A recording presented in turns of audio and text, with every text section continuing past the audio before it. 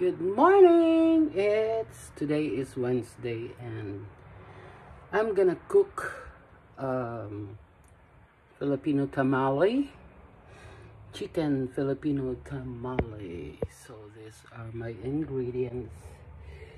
Siyempre, fry muna ng bawang, sibuyas, chicken marinated.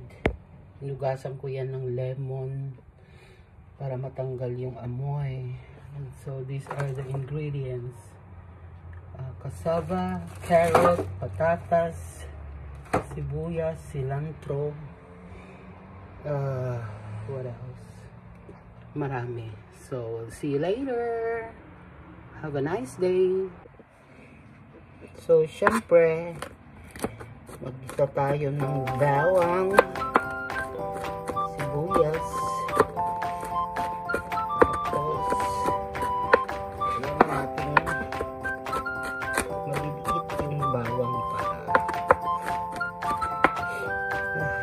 Ay nako, talagang pag sibuyas naiiyak ako.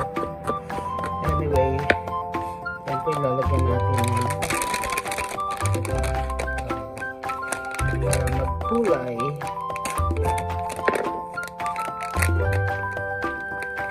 Anyway, naiiyak ako sa sibuyas.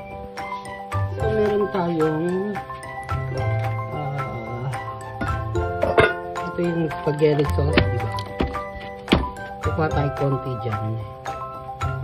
Tapos ito lalagay din natin ground pork.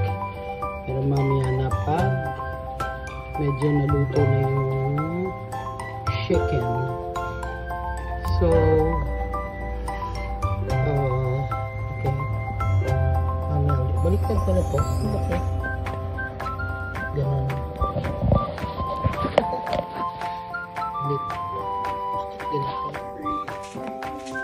So, pinaghalo na natin yung giniling at saka chicken na merong cilantro, sibuyas, bawang,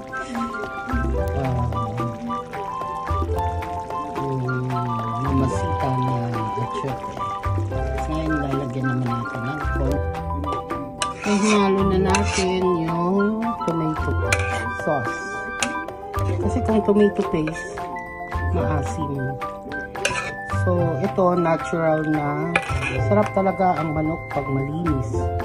Walang kaamoy-amoy. Minarinate ko siya sa lime at saka konting luya.